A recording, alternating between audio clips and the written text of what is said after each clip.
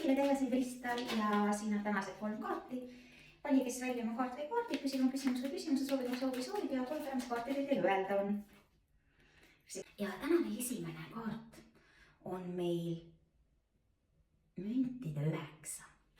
Müntide 9 näitab enda seda, et te olete teinud palju tööd, näinud palju vaeva, nüüd te võite endale väikeseid luksusi lubada. See kaart võib ka näidata, et võib-olla te lubate endale väikese koogi või lähete kuhugi välja, võib-olla sööte midagi, lubate endale meeldiva õhtusöögi, klaasi veini kaunis kohvikus, väikesel terrassil või hoopis ostate endale midagi ilusat, midagi sellist, mida olete ammu soovinud.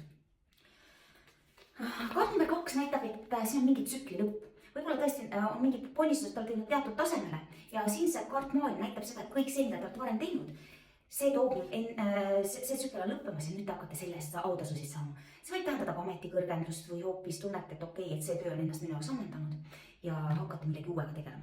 Samuti kaartmaailm näitab tegelikult kõike, mis on reisimise ja transpordilised, reisimist, transporti, liikumist, kolimist, transpordivahendeid, kõike, mis on seotud teises maailma otsas olevate inimeste, kultuuride, asjadega. Võib-olla teil tööalaselt tuleb suhelda täna hoopis teises kultuuriruumist pärit inimestega.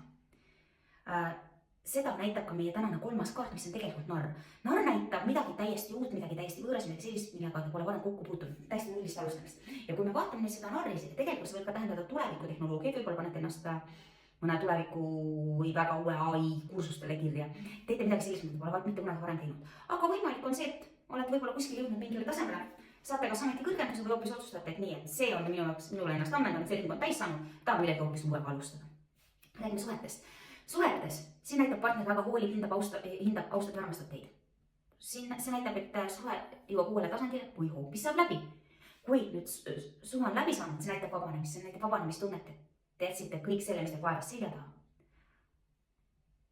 Kuigi ma siit tegelikult üleüldiselt ei näe suhet nendes 3 kaardis, pigem on see endaga tegelemine.